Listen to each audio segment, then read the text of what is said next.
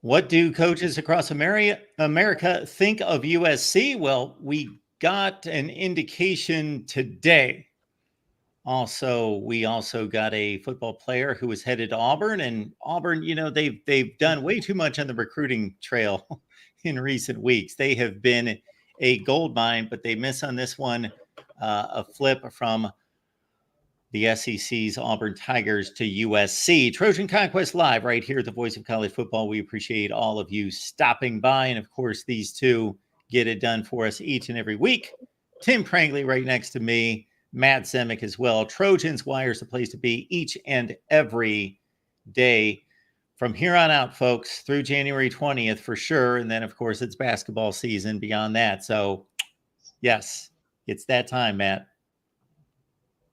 Yeah, real news, actual news to cover. I'm excited to get Tim's dispatch from camp, from practice on Saturday, and the coaches poll today, the engines are roaring, and so yeah, the kickoff isn't for a few more weeks, but this is the season. We're in the season. Off-season demons be gone. It's a great time of year. Tim, how's it been going to practice? Been hot, but even in the morning's been hot, but it was everyone's out there. It's great. I guess the best way to say it's the official word is that we're not really allowed to talk specifics, but we were able to watch the practice. It was really cool the way they were using both fields in tandem. USC now has that. It's weird though, because you're on the turf field and you look out across it and then you still see the Dado scoreboard. So you kind of start to see where they're going to start moving things around. It was a great experience. It was really, I think one of the questions somebody asked for us about on the call-in show, they were talking about fundamentals, and we've been hearing all spring about development. And the thing, if I were to give you one big takeaway from the practice was just how fast-paced it was moved. There was not a lot of wasted time.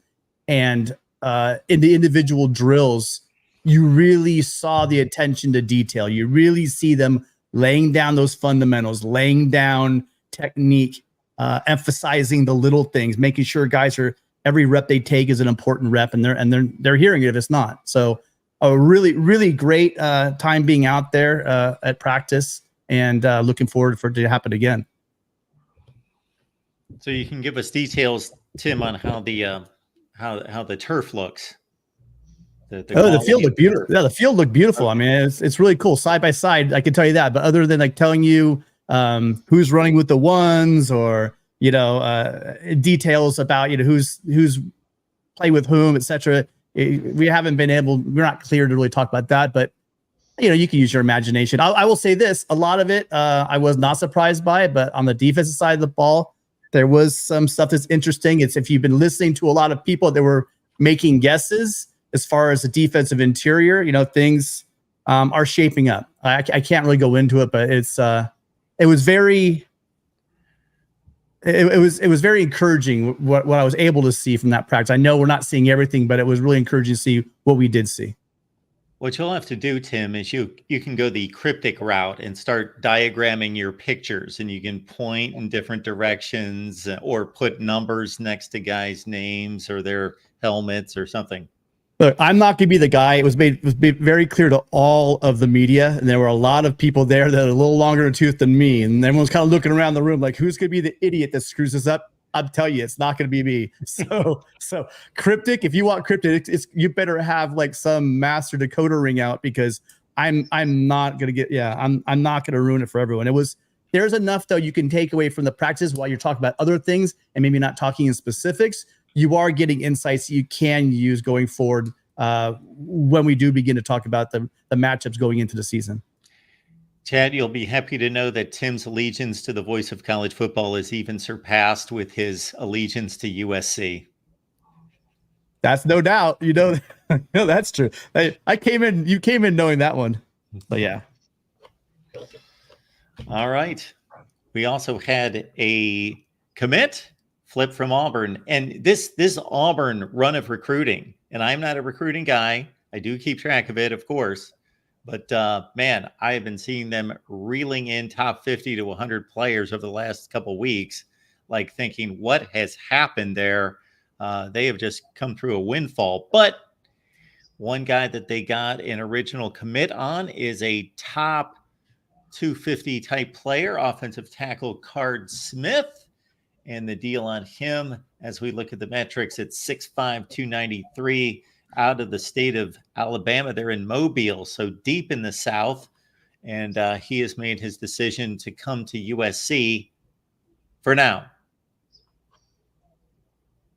It's never a sure thing, right? I mean, that's the one thing we're learning about. It was never really going back. Anyone's been following recruiting for 20 years will tell you that, you know, there's always that last minute sign day flip. Nothing's ever for sure. But I kind of started to lean towards you, Mark, when you said you want to see people, you know, what are the actual numbers on people that stick with these commitments? Because now that it's becoming more of a business, and a lot of contract work's done and a lot of NIL stuff starts going on. I'm wondering how often it's going to happen with the flips. What I do know is that, you know, Smith did talk in detail about why he chose USC, and he had glowing comments to make about Coach Henson. He just about the fact that he's and what he thinks he's going to be doing at USC is for where he sees himself at USC. But then he also just talked about how much he didn't want to leave USC. You know, he went there on his trip and just what a wonderful experience it was. He just didn't want to leave. I know you come out, these kids do get wowed by these visits, and they go home and they have months to think about it. But just from his words, it seems like this one appears to be a stick from the family aspect of it. What are your thoughts, Matt? Well, you know, USC's been victimized by flips engineered by other SEC schools. So to get a few back, like USC had a flip to Georgia commit not that long ago, and now flipping an Auburn commit. I mean, it's a, you know, you want to get 4-star offensive linemen however you can. So that's the main thing. And credit Josh Henson for getting some really good work done here. But being able to get a recruiting win over and against SEC schools, and you know, he also was offered by Tennessee and Ole Miss, among others. You know, to get some recruiting wins in the Deep South, that's exactly how you respond to losing some commits to Georgia in late June. It's exactly how you change the narrative. We all know that, you know, Oklahoma fans are chirping a lot about Lincoln Riley didn't want to coach in the SEC. And so this is how you come right back at you and, you know, shut down that narrative, or at least reduce the prevalence of that narrative. So main thing, big 4-star dude for a future offensive line. But second, Josh Henson putting in some work, getting some results, and third, changing that narrative relative to the SEC. So there's a lot going on here with a very positive story. And of course, keeping in mind, doesn't mean that he's signed. You know, we always have to keep that in the back of our mind. But like some really good plot points to contemplate for sure. And remember, that works both ways, including getting Jaden Perlott, who flipped from, let's not forget this, the linebacker that flipped from Georgia. And so there's flips going both ways. It's not like USC is getting is always the flippy, let's say, right? They've been the flipper in a few situations. And I do believe that if USC plays the defense, I believe they're capable of doing this year, there could be a lot more flipping going on at USC. So as Matt just said, he cautioned, Carde Smith, you know, it's a commitment. It's not, he hasn't signed. And as I've talked to ad nauseum, just because they sign, they can go through all spring practice and then they're off to the portal because there's they don't have to sit out. So just seems like nothing's ever set in stone anymore. But this is great news. USC is getting a third lineman. You know, they had two 3-star linemen. They had interior with Willie Wasker and the Vicona from here in California. So they had got two 3-star guys. Now they have a 4-star guy.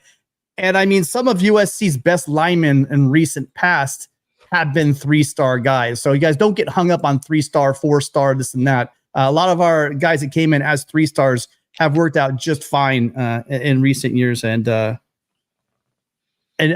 again, like Matt and I go back and forth on, this is that year. This is a year for Henson to show us Are we going to have traction in the trenches? And boy, are we going to have the opportunity to going into the Big Ten with some of these defenses? I think Matt and I were smirking because Matt didn't know whether he was going to come after you were going to come after Matt on the Henson deal, or you were going to go the other path and bait me to start rolling out the 4- and 3-star NFL draft percentages.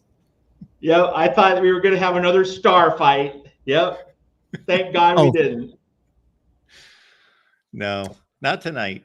Not tonight. We'll say that for a little bit later. We'll save that for the off season. It's football season. We're in football mode. Here we go. And just really quickly, I know you're going to bring up that point about NFL players and stuff, but I mean, who's USC's best offensive lineman this year? I wasn't going to bring up anything. I'm just saying, Jonah Monheim, folks, was a 3-star. So I'm just telling you, yes, 5 stars. But I'll tell you another thing, Mark. We've had a number of 5-star guys come into USC, especially on the lines that, well, they just didn't contribute ever. So I know that the numbers weigh out, but at the end of the day, people getting hung up with this guy's a 3-star, this guy's a 4-star. It's all about development. And then, like if you were listening to me a minute ago, the development at USC, the coaching staff, the position coaches they have now at USC, the both sides of ball, I believe, is the coordinators are going to let these guys shine. So I'm not concerned about a 3-star here, a 4-star there. I'm right there with you, Tim. JJ Watt was a 2-star, everyone. There you go. Go out and get those 2 stars. Round them up. Jeff Rodriguez, one of our big guns here at the Voice of College Football, the USC channel. Jeff, thank you so much for that. And Jeff corrected me, although I don't know that Jeff knew how to pronounce. I probably did. Carde Smith. Yeah. Carde Smith. So I messed up on that. I should have known. There's an E at the end. But yes, Carde Smith. And hopefully we will say his name for years to come in Cardinal and Gold. All right.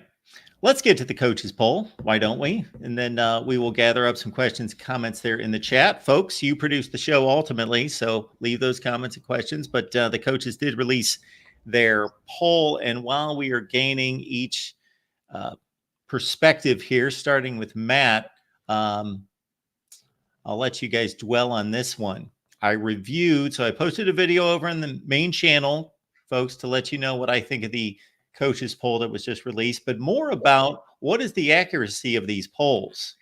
So for the coaches poll, think about it this way: 2021, 22, 23. I looked at the last 3 out of the 75 teams, 25, 25, 25.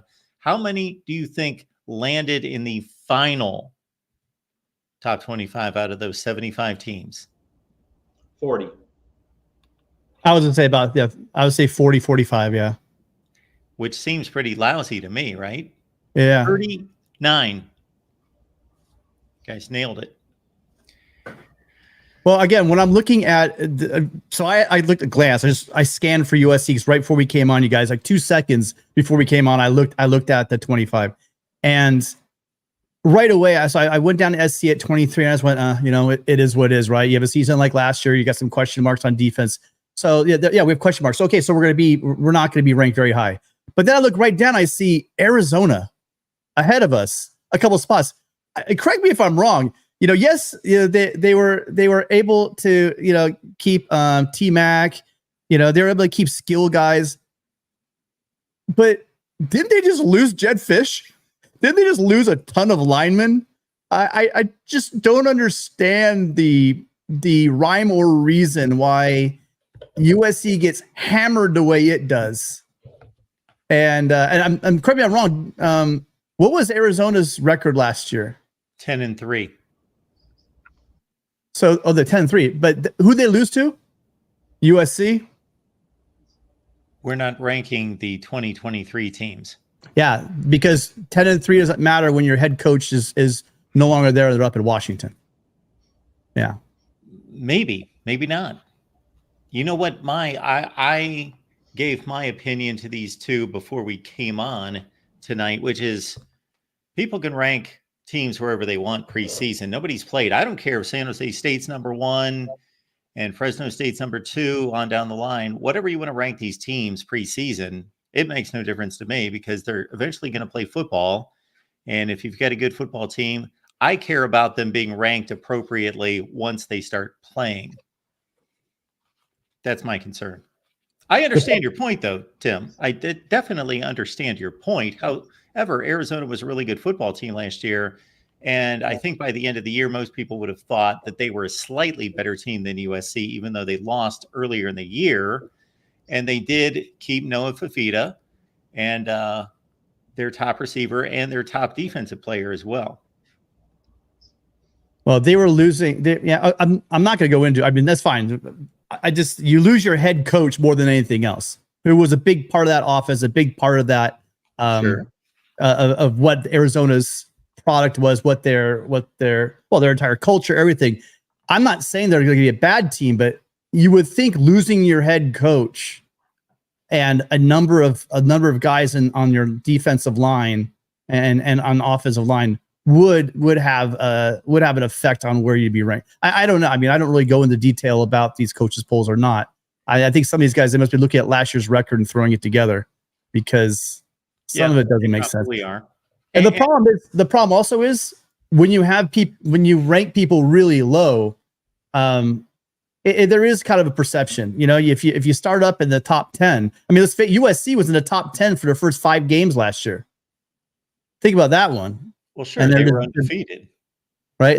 Because they were playing the teams that that they should beat, and they came in with the previous year's record, but they weren't a top 10 team. That's all I'm saying. And so you start that high. Conversely, if you start really low, it's really hard to dig yourself out of that. I mean, SC's gonna have a chance right off the bat in the first 2 games if they take their first 3 games. If they win game 1, game 2, and definitely game 3, they will be in the top 10. But they drop one of those, it's gonna be a bit difficult to get into that top 10 area by midseason, really. And what I'm about to say pretty much plays into what you are saying right there in regards to the roller coaster that these sports writers play with these rankings and being too dependent on what happened last season. So I'm going to say one thing in regards to my research for years and years and years was it dawned on me 7-8 years ago, man, these publications, for as good as they are in presenting the information and everything, Street and Smiths and Athlons and all these publications, they seemed rather conservative. Like everybody who went 8-4 last year, it's either going to be 8-4, 7-5, 9-3. And it dawned on me, okay, I'd like to consider how much fluctuation in these records occur from year to year. So I said 3 is the bar. And you guys have heard me go through this spiel before. And I've looked at the entire Power 5 year to year to see how many of these teams have either increased or decreased in wins by at least 3. And the Athlons of the world only predict 7 or 8 of these teams per season to have that big of a change when the number is typically in the 20s. Last year, it was 26 teams had a 3-game increase or decrease in wins from the season before. So things changed drastically. And to extend that to USC, this is what I came up with from the last 3 seasons. Coming off that 2020 season with Keaton Slovis, where they went, 5-1, they were ranked 14th going into 2021. Well, what happened? They fell flat on their face. It was one of the worst USC teams of all time at 4-8 after having a top 15 preseason. So then what do you think happened the next year? Well, Lincoln Riley gained some respect. Otherwise, I'm sure they would have been unranked, but they were ranked 15th coming into 2022. They finished 13th after the Cotton Bowl, so very close there. But then, of course, there was optimism for 2023. Number 6 preseason, they were the highest ranked preseason team to finish unranked, and they finished unranked. And then here we go into 2024 at number 23. What do you think, man? Yeah, observations from my end. Well, first off, if people who have been following me for a long time, remember, I started writing for College Football News in 2001. So I've been covering the sport for over 20 years. If you've been following me for more than just a few years, I believe there should be no polls whatsoever until November, that we need to just collect results measure how good teams are, see what the fluctuations are between September, early season, non-con, when you're all getting settled. And then like in November, you generally know, not in all cases, but in most cases, you generally begin to know how good each conference is, how good the various teams are. I mean, keep in mind that, the conferences try to backload their schedules so that the biggest games of the year are in November for the most part, also mid to late October, like that October 12 schedule. Like I already can't wait for that one. Ohio State, Oregon, Penn State, USC, Ole Miss against, I think, either Alabama or Tennessee, something like that. Like they're like 6 or 7 huge showcase games. So I like seeing most of the season play out. Then you get an idea of not only who's good, but when you get that weird week 2 result, we all remember Virginia Tech beating Ohio State in I think it was 2014. Like we all thought one thing about that game early, but then 2 months later it felt very different. I mean, there's always that weird game early in the season. Seems like a total head scratcher, but then the team that lost, either the team that lost gets its stuff together, or the team that sprang what seemed like an upset just becomes a great team. So by November, you begin to get a sense of those kinds of stories. So that's why I think no polls until November. We could just be evaluating football for 2 months with Mark Rogers here at the Voice of College Football. And then in November, when we have a lot more data points, then we can get around to sorting teams out. In terms of this poll and in terms of USC, for me, I love it. I love it. It's free motivation. It's free cotton candy motivation for USC. Like it didn't cost USC a thing to be placed 23rd. And like Lincoln Riley can just slap this on a bulletin board and say, hey, they think Arizona is better than you. They think Kansas State and Oklahoma State are better than you. And they think that Mario Cristobal, who hasn't coached his way out of a wet paper bag at Miami, they think he's better than USC. And may I say, on the topic of Miami and Cristobal, I mean, obviously Cristobal is feeling some heat in Miami. So locally, the pressure cooker is very intense.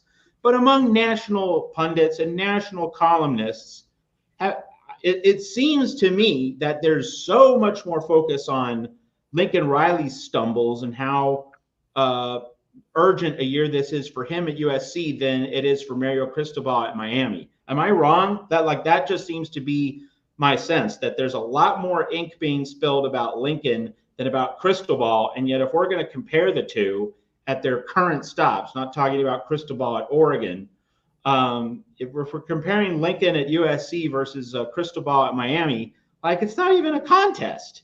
One guy had a great year and then a not so good year. The other guys had 2 bad years. Yep. And yet the national ink, the national spotlight does seem to fall a lot more harshly and pervasively on Lincoln Riley. So, Tim mentioned, and he's right, that, Lincoln Riley had an edge at Big Ten Media Days. And, Gary from Dana Point in our Friday call-in show with Tim, he's expressed this and other fans have expressed it too. Gosh, all of this is just motivational fuel. And if these guys aren't supremely driven to prove everybody wrong, if there isn't an intense fire underneath these guys' fannies, something's off. Like I'm just waiting to see everyone in that locker room play with the hunger, the desperation, and the chip on the shoulder to make a real statement. And this coaches poll is just the latest instance of that. No one respects USC. It's not going to be given. You have to take it. Let's see what the Trojans can do. And you really don't get a lot out of interviews. These guys are very well trained, not to give away a lot. So what I was trying to do a little bit during media day was to ask guys questions just to see their facial, just see their responses. And one of the things I would start out with was I just kept saying to them, this has just been one long off season, just to kind of be open to just see, hopefully they'd say something or whatever, but that you just see in their faces. If you guys, fans, if you think last year was disappointment and how it stung for you, imagine the guys who were on a team last year that had to go through that and have to wait the entire offseason to get back on the field to show that wasn't this team. Imagine the guys coming in from somewhere else and their fans or their fans definitely, but their friends and family even might say, hey, why are you going to USC, right? These guys, I think, are getting ready for it. And then think about the coaching staff.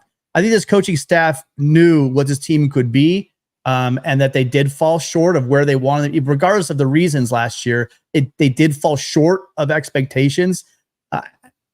And then you add the optimism that this staff has, and rightfully so.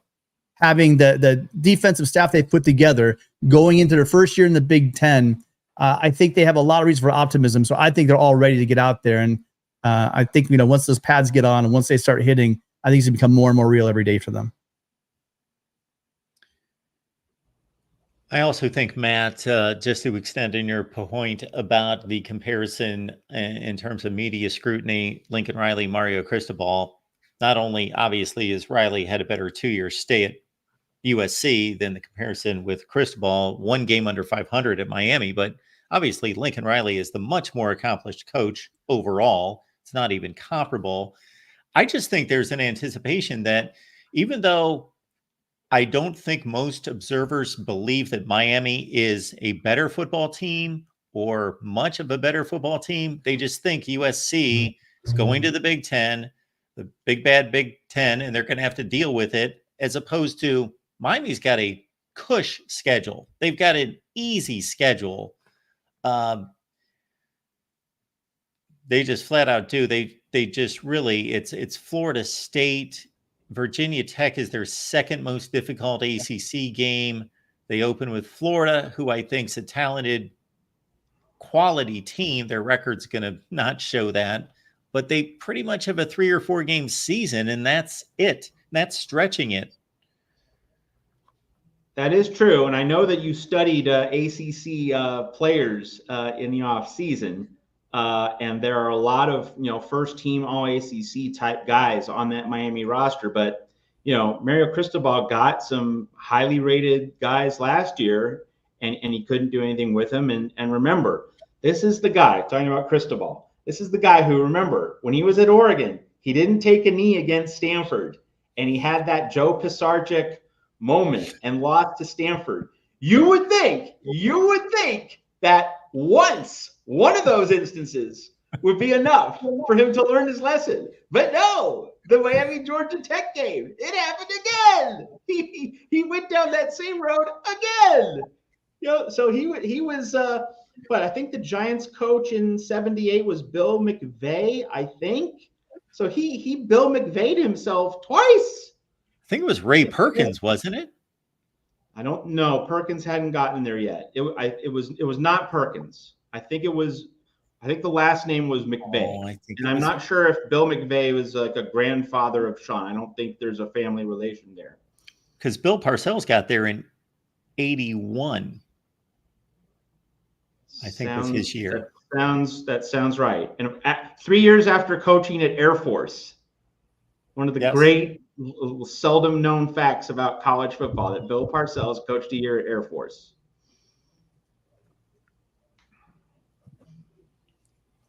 Do we have any good questions or comments there in the chat? Where are we heading with this? We will tell everyone that Matt and I are excited, and Tim is finding out about this last second, but we've got to do a big send-off for this LSU USC kickoff here. So the week of the game, we'll get some LSU media on here, and we will just size it up top to bottom, full blowout live stream show, and we will knock it dead that week at some point. Now I was just going through this chat, all the people checking in. Yeah, on the topic of LSU, and let's cut this. Enables us to retrace, go back to the coaches poll. LSU checked in at number 12. So people think that LSU is 11 spots better than USC. Again, free motivation, baby, free motivation. Like, if you want to rank LSU above USC, fine, no argument there. But 11 spots, you're saying that there's that much of a gap between these two teams, given that, they're dealing with the same issues, right? terrible defenses last year, revamped their defensive staffs, were horrible in the secondary, both losing Heisman quarterbacks. Like, they are on the same plane fundamentally. And the game's in Both Vegas. coordinators. It's not in Atlanta. You know, if it goes to Atlanta, you know, maybe you nudge LSU up a little bit in terms of how strong a favorite the Tigers are. But 11 spots, you know, again, free motivation for the Trojans, just more reason for steam to come out of their ears in the tunnel in Las Vegas. I love it. And if your goals are higher than just getting into the top 10, you need to string wins together. You don't have to win all of them to get into the playoffs. But if your team goals, your end goals are to win games, you have the path, like you just said, Matt. You get to play Michigan, who's a top 10. Is Michigan top 10? Then you have number 12, 11 or 12, whatever you said, for LSU. So I mean, you have a path in the first 3 games to work yourself right into the top 10. You win all 3 of those games, you're a top 10 team. There you go. Very quickly. USC is playing 4 of the 4 teams that are in the top 12 of this preseason coaches poll. It's Notre Dame, Michigan, Penn State, and LSU. 4 of the top 12 in the preseason coaches poll. And Matt, by the way, you were correct. John McVay was the head coach for the New York Giants. I was off by 1 year. Ray Perkins took over in 1979. So John McVay, not Bill, but it was McVay. Yes, 1979, Ray Perkins. He was 1 year away. Jackson. John was a very ordinary McVay, unlike Sean. Yes. And being on the USC show, I would think that, very close to John McKay, who, of course, was at Tampa Bay at the time. Jackson, we appreciate you being here. And Jackson is just first rate, holds it down on our social media here at the Voice of College Football, and he has gifted somebody with a membership. Now, this membership, this for one lucky person out there, this could not come at a better time. Matt and I have just released 3 segments for you members that are fresh and new. Matt also had a conversation this afternoon with one Phil Steele solely on USC, and that's going to be released for everyone. So don't worry. That's going to be released for everyone. And maybe that would be a good time first thing in the morning that we'll deliver that. I'll do a slight spoiler alert. Phil Steele is high on a USC position group that is really important for the Trojans this season.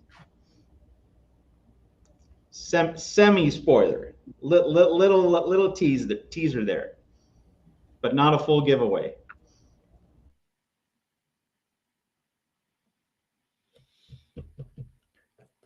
Tim, who on this football team are you excited to see that we haven't seen much of that could be a breakout player this year?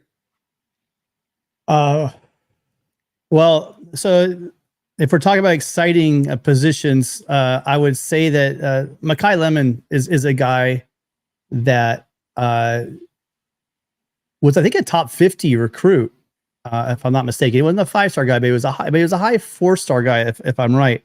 But he kind of got lost a little bit in the conversation with your Deuce Robinsons and your Zachariah Branch receivers.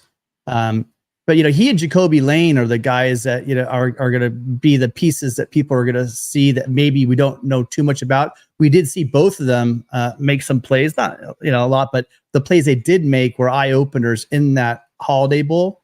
I think should, give us an idea of what we're going to see this year. And then on the offensive line, it's not really a complete secret, about Jonah Monheim moving into the center, and he did a great job at tackle. But I really do think that his move to the inside is really going to just change, I believe, our run game, because we have 2 really, well, no matter what we do at right tackle, they're going to be huge. Right guard, they're going to be huge. And then we know Emmanuel Pregnon, who's a guy that came in from Wyoming. He's another big guy And then Elijah Page at left tackle kind of had a little coming out party on the left side, had himself a really solid game. So if you were to ask me who would be surprised at, and I know it's nothing, anyone that watches this show really, especially on Fridays, knows what I feel about this offensive line. A lot of people are saying there's question marks on the offensive line. I think the starting offensive line, I'm feeling really comfortable with. That's my go out on a limb statement of the entire year, because I could go down and crashing and burning, but I just have a feeling watching these guys, watching them in bowl prep and the bowl game itself, they are going to turn some heads. You know, everyone, they got all the fire last year. They're going to be the ones I'm thinking that are going to allow this run game to really, really come alive. So if you wanted me to, who I think is going to be your breakout guy, it's going to be Mekhi Lemon, right? And it's going to be also going to be the offensive line just as a unit. I think this unit played so poorly together last year that the turnaround is going to be so drastic that you don't really hear a lot of offensive linemen's names said in a broadcast. If you do, it's usually for something bad, like a holding or a missed block. But if you're not hearing their names, which you probably won't be hearing a lot of, you'll be hearing a lot of big runs and big holes. I think that's where you got to look at. Defensively, I think Braylon Shelby. Just remember Braylon Shelby's name. I think that he's a guy that, you know, could have an amazing year for USC, and that's what I'm banking on. Oh, and then a lot of guys don't know Issa Macarinas-Arnold. He's going to be a guy that Trojan fans are quickly to get to know. He'll be starting at the Mike linebacker position. He's the one that's probably going to be a guy that has that, like green dot guy that has a little headset, you know, going on and getting the plays, calling the plays. I think he's going to absolutely be a big piece of our success in the linebacking crew. And the linebackers, if we do have issues, you know, in the interior, I know that it's got to be the linebacker plays got to step up, and I think they're more than ready to do that. Come prepared next week. Why don't we roll out our statistical predictions from Miller Moss to the running back position, wide receivers. We'll even go to defense, sacks, interceptions. Do we want to do that next week? Sure. Stats predictions next week. Okay. I'll join in the fun as well. So what are we doing? Are we just go out? Are we going to do our I'll say Miller Moss, and you'll say 13 touchdowns, 32 interceptions, 1,200 yards passing, 47% completion percentage. And I'll say, come on, Tim, he's better than that. And, you know, we'll. And then I'll hear both of you guys say that USC is going to go 3-8 and probably be fighting for the bottom of the Big Ten. Yeah, I'm excited. I can't wait for next week. That's what I'm going to say. Tim's going to say 5,000 yards, 58 touchdowns, 2 interceptions, Heisman. That's what Tim's going to say. You won't have those numbers. We won't have that. I'm the guy who's going to say 47% completions with a 1-1 TD interception ratio.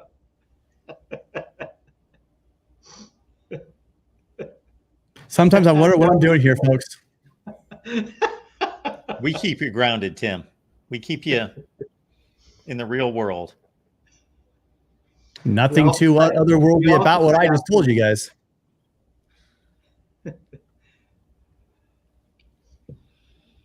All right, folks, we do appreciate you being here. The Voice of College Football, of course. These two get together every Friday without me, and they take your calls. So you produce really both shows when it comes right down to it, but you get to call them directly on Fridays starting at 7 Pacific.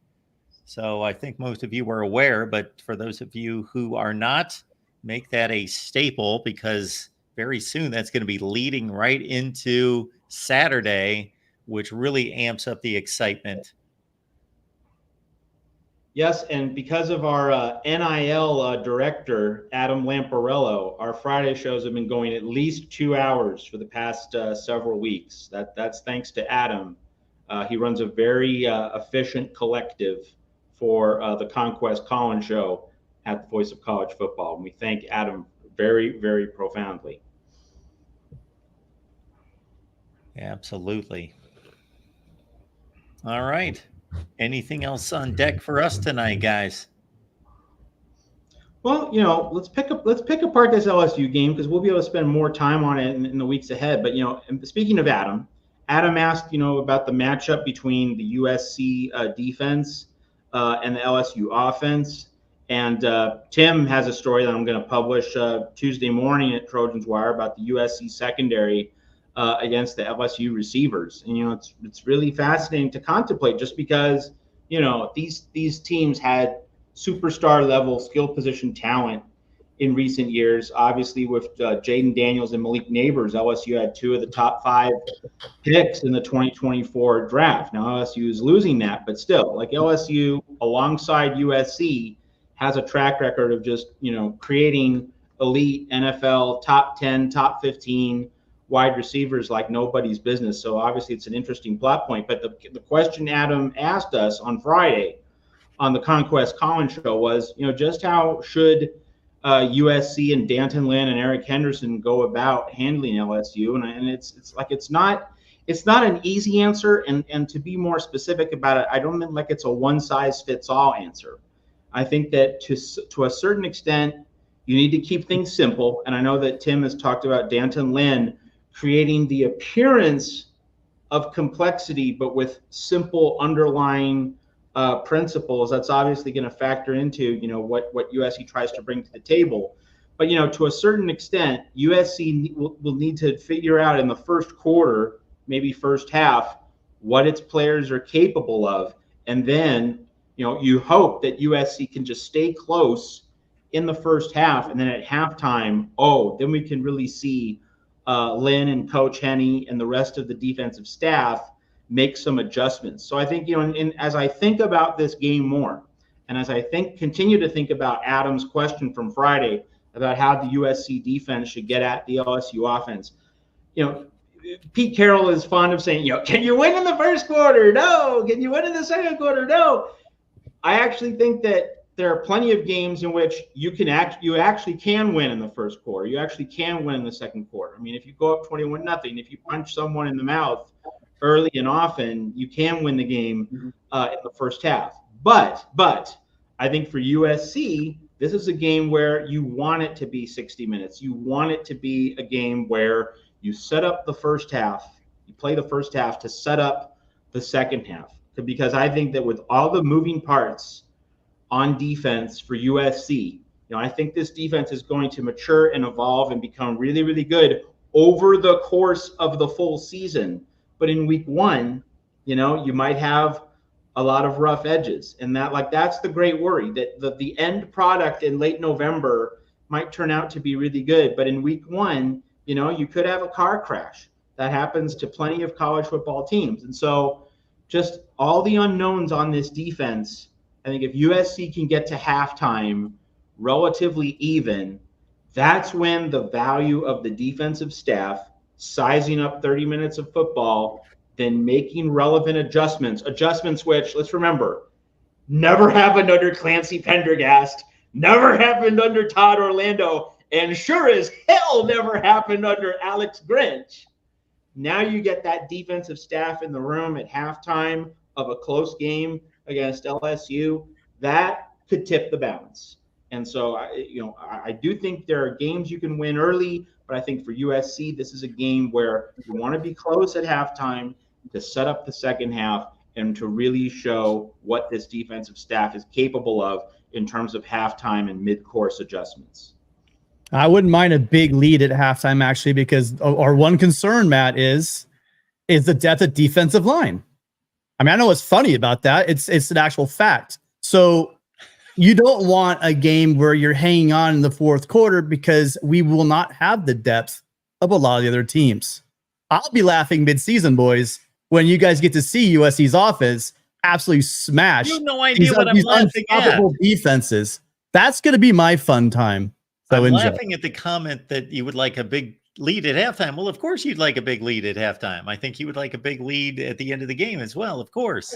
What I'm saying is I think they're going to be required to be out ahead at halftime, because I think that they may struggle to hold on in the fourth quarters where we don't have the depth on the defensive line late in games. Like Ohio State is aware of what can happen to you if you get worn down, if you get leaned on for 3 quarters, what happened in that 4th quarter? So that's really what I'm kind of looking at, and why I think that early lead is almost going to be necessary, that cushion, knowing that unless, again, where I'm hoping I'm wrong, and I very well, if you look at the size of the guys coming in at USC, you look at, I mean, just pure size of the transformations these guys made in the offseason, you, like me, might be starting to whistle a different tune when you look at how big the freshmen that are coming in. I mean, really, like Carlin Jones, for example, is massive. But then I can't remember who we talked about, but Ratmana Bulavalavu came in also. This kid, the reason why he wasn't very hyped is he came from a very small, this competition was not very, very good, but he showed a lot of size. Well, now he's up to 295, and he looks all over that, 6'3", 295 frame. Matt and I, we've talked about this, sometimes you come, and I've talked to Gabe about it, I've talked to Kobe about it. You come in, you can be college football size, but you may not have college football strength. And so the really only question mark is, and I keep saying, well, we don't have a lot of depth on the interior. Well, that's assuming that these guys, Gavin Meyer comes in. I just think that the depth could be there, but if it isn't, if we're right, and maybe we're a year away from that interior depth, then yeah, it's going to be important to have a nice lead. And I don't think it's funny when you talk about USC, their offense, and what we've done being a top 5 offense in the country, for the last couple of years. I don't think it's out of the realm of possibility when you have Lincoln Riley calling your offense, the offensive firepower we have at running back and at wide receiver, to make wild assumptions that USC is going to have a 17, 14-point lead sometimes in the halftime and hang on to some victories. And so that's how I'm looking at as a whole. And that's assuming that these guys early on, because the toughest games we have on the schedule are early. It's a shame that we don't have the same schedule we had last year, where we had the cakewalks early on and ramped up, because I think I said on Friday, this defense with a new scheme is going to get better. More of the install and the tweaking is going to happen throughout the season. They're going to add more and more to this defense as the season goes, as these guys get familiar in the defense. You're going to see Miller Moss's game, I believe, get better and better. How could it not, right? With every game, he's going to get better. And so the problem lies with the fact that 2 of the 3 toughest games you're going to have are going to be at the beginning of the season. So that's why I think that USC is very important for USC to use that firepower. I believe they have, if he can get the protection like I think he's going to have, and put up the points at halftime. You won't hear me complaining, that's for sure. I don't know who's going to be on the sideline for Michigan as the head coach, the way things are going for that game. So I don't know what the situation is going to be there. Well, the Michigan has to hope. Did get out of Dodge at the right time. Michigan has to hope that they're not going to pull the old should have or could have known on them, because USC was not able to say, hey, look, this happened 100 miles from our campus. It had nothing to do with our boosters, had nothing to do with our coaching staffs, but the NCAA held their feet to the fire and said, you guys are going to get hammered. You should have known this was going on. I'm hoping, sincerely hoping for Michigan that they don't pull any of that crap, because I think it's an unfair standard to say. The coaching staff and how it went down is a little bit different, but I think they have proof before they crucify another program that's won a national championship, because I think history has shown that people that can't beat a team on the field call mommy and daddy to try to sort things out for them. That's kind of what I've seen with the NCAA, and that's what their role has been, is to knock down a team at peg when people on the field can't beat them. Okay. That's the first time I've heard Tim make a declarative statement on the Michigan scandal. Well, I don't know. It's a no declarative. I don't know what they've done. I'm going to wait. I am not going to see. That's what they love to do. They love to convict these guys before the truth actually comes out. We don't, we have leaked information and stuff like that. That's fine. But even with the USC case, I don't want to revisit that, but a lot of the information they had in their letter of allegations were wrong, and even in their final report, there were material facts that were completely incompetently wrong. It just had a narrative, and the narrative was, we're going to get these guys. Even if we have to throw in a tennis player, we're going to get them. So I hope for Michigan's sake that's not the case. I don't think so, because of the way, look what happened in Miami, look what happened with Tennessee. It just looks like even when people are caught red-handed doing stuff, what can the NCAA do? Now, this will be a situation unlike Tennessee and maybe Miami, where it's not a paying player thing, it's actual cheating on the field. So they won't open themselves up for a court case. So that might be one thing to worry about if you are Michigan. Tennessee got to hide behind the fact they're saying, well, we're just paying players. It's not against the law to do that, and we're willing to take them to court. That's why they had to back off. I just hope that they have actual tangible proof that coaches knew something. If not, there's no conversation. Yeah, that's the crux of the whole matter for me as well, and has been since day one. How much was Connor Stalions working as a rogue component in all this versus how much information and intel was being circulated to the coaches? The more I think about it and the more I read about it, I have a difficult time thinking that the coaches thought that they hired a wonder boy that was able to discern signals after watching 3 plays of a football game. Yeah. Let's just see how much information they could get. And then I'm going to hold my judgment till that point. But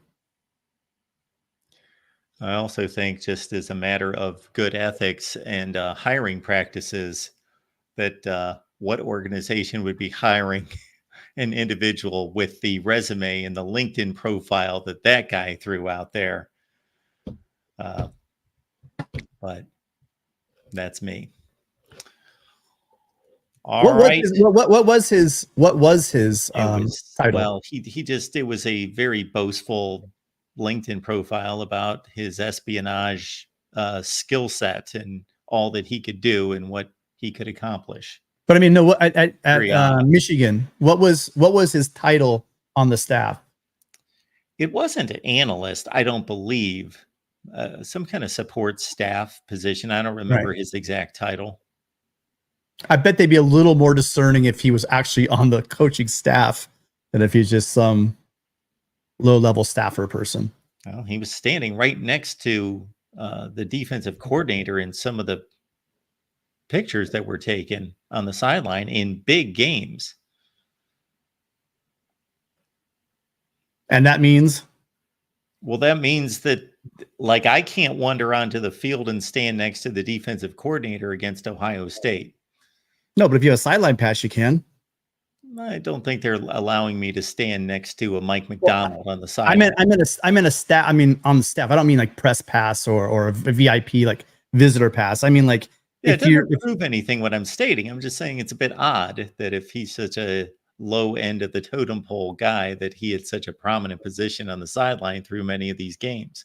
I'm saying it doesn't look good, but I'm saying let's all just kind of wait until we hear what the situation is. Yeah. I think I have gone out of my way to be fair to Michigan during this entire deal.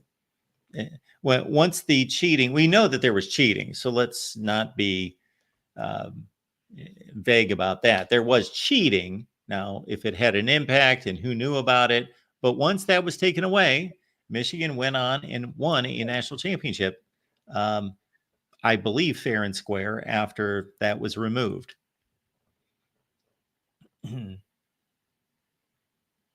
Well, good luck, Michigan.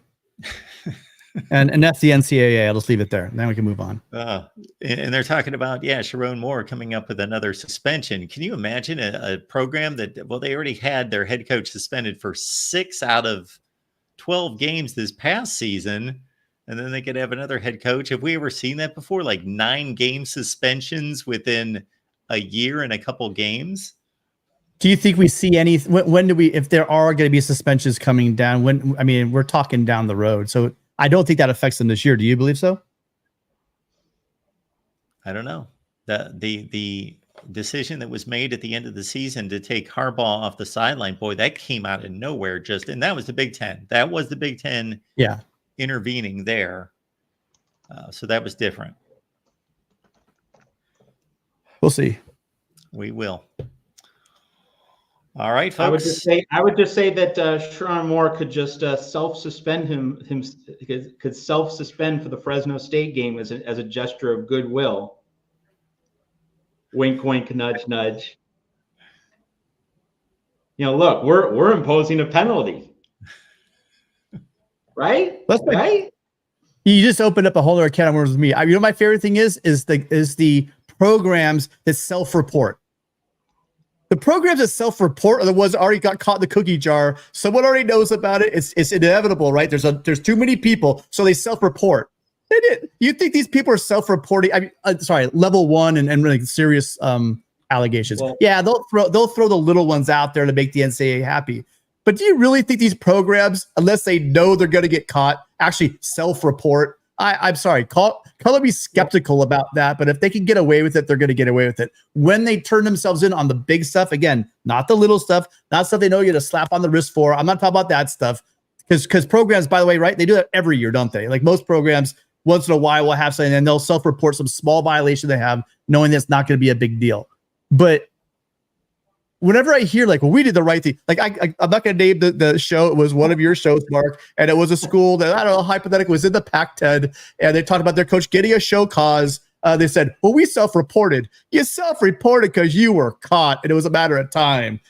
Everyone knew what you guys were doing. Self-reporting is so overplayed, and you hear the fans always boast about it. Like USC should have self-reported.